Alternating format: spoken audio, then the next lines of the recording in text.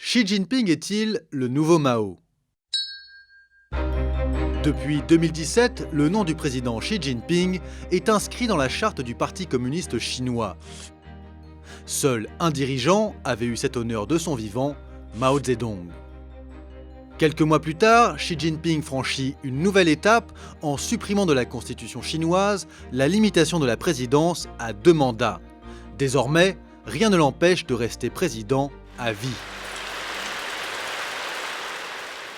Alors, comment Xi Jinping est-il devenu aussi puissant?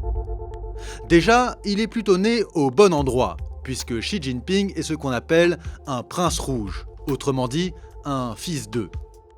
À sa naissance, en 1953, son père est un vice-premier ministre du régime de Mao Zedong qui dirige le pays depuis 1949.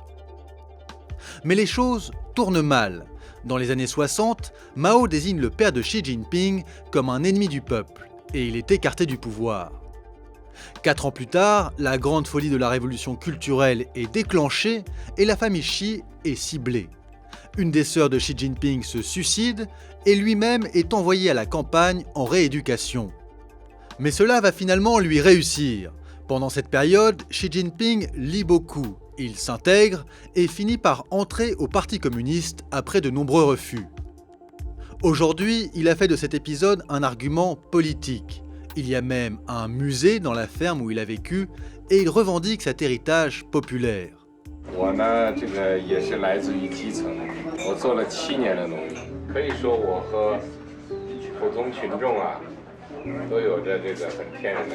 Après la mort de Mao, son père est réhabilité et lui monte les échelons du parti un à un. Premier secrétaire du district de Zhengding, gouverneur du Fujian, secrétaire du parti au Zhejiang, membre du comité permanent du parti, vice-président de la République, secrétaire général du parti et enfin président de la République. Mais Xi Jinping n'est pas n'importe quel numéro 1.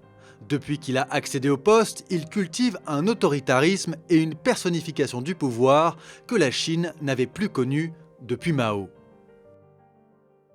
Alors, comment s'y prend-il pour asseoir son autorité? Eh bien, il y a 3 grands axes dans sa stratégie. D'abord, la lutte contre la corruption. Et cela passe par un ménage profond au sein du parti.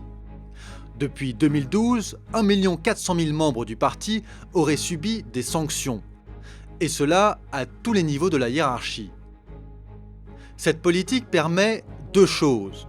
D'abord, le peuple est plutôt content, car en apparence, on se débarrasse de ceux qui nuisent au bon fonctionnement du pays. Et puis, pour Xi Jinping, c'est l'occasion d'éliminer la concurrence, à la fois au sein du parti et de l'armée. En 2017, par exemple, 2 généraux haut placés ont disparu de la circulation. L'un d'entre eux s'est suicidé. Deuxième axe de la stratégie Xi Jinping, le culte de la personnalité.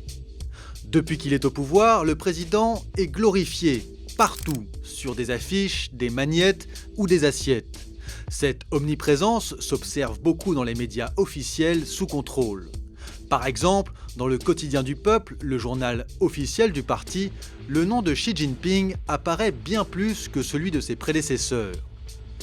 Sur ce graphique, on voit le nombre de fois où il a été mentionné chaque année de son premier mandat. À titre de comparaison, voici ce qu'il en était de son prédécesseur Hu Jintao lorsqu'il était au pouvoir.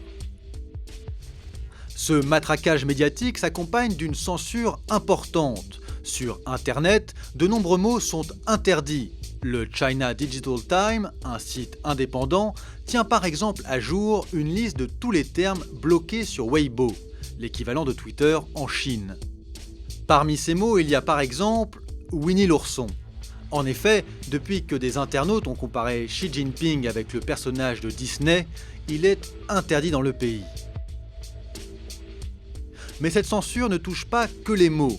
Des journalistes, des avocats, des militants, des intellectuels sont aussi jugés, emprisonnés et exilés parce qu'ils ne sont pas d'accord avec le régime.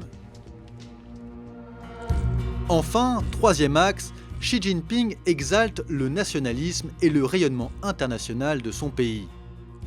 Pour cela, il s'appuie d'abord sur la santé économique chinoise. Malgré un ralentissement, la croissance se maintient à un niveau très élevé, 6,9% en 2017, soit 3 fois plus qu'aux États-Unis. Fort de ces résultats, il se fait le défenseur de la mondialisation et du libre-échange. 经济全球化确实带来了新问题，但我们不能就此把经济全球化一棍子打死，而是要适应和引导好经济全球化。 Ce positionnement est une réponse directe au repli américain amorcé par Donald Trump. Et pour accompagner ce discours, il s'appuie sur un projet ambitieux que l'on appelle souvent les nouvelles routes de la soie. C'est un vaste réseau d'infrastructures et de partenariats pour fluidifier le commerce entre l'Europe et l'Asie.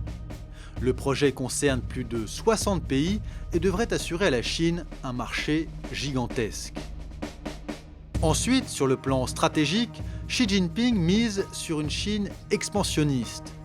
C'est lui qui a fait installer la première base militaire chinoise à l'étranger, à Djibouti, en Afrique.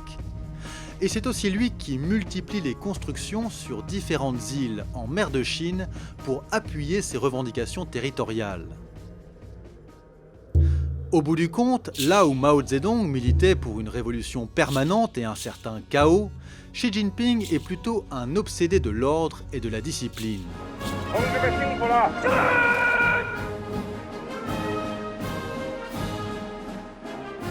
Sur le plan international, la mondialisation et le libre-échange qu'il défend sont bien loin des idéaux communistes de Mao à l'origine.